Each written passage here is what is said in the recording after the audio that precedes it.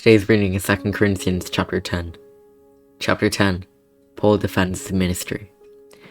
I, Paul, myself, entreat you, by the meekness and gentleness of Christ, I who am humble when face to face with you, but bold toward you when I am away, I beg of you that when I am present, I may not have to show boldness with such confidence, as I count on showing against some who suspect of walking according to the flesh. For though we walk in the flesh, we are not waging war according to the flesh. The weapons of our warfare are not of the flesh, but have divine power to destroy strongholds. We destroy arguments and every lofty opinion raised against the knowledge of God, and take every thought captive to obey Christ, being ready to punish every disobedience when your obedience is complete. Look at what is before your eyes.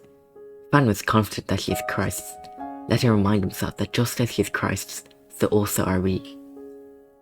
For even if I boast a little too much of our authority, which the Lord gave for building you up, and not for destroying you, I'll not be ashamed. I do not appear to be frightening you with my letters. For they say, his letters are weighty and strong, but his bodily presence is weak, and his speech of no account.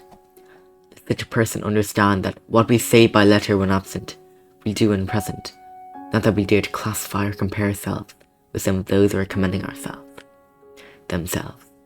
But when they measure themselves by one another, and compare themselves with one another, they are without understanding. For we will not boast beyond limits, but will boast only with regard to the area of influence God assigned to us, to reach even to you. For we are not overextending ourselves, as though we did not reach you. For we were the first to come all the way to the gospel of Christ. We do not boast beyond limiting the labours of others, but our hope is that as your faith increases, our area of influence among you may be greatly enlarged, so that we may preach the gospel in lands beyond you, without boasting of work already done in another's area of influence. Let the one who boasts boast in the Lord. It is not the one who commends himself who is approved, but the one whom the Lord commends.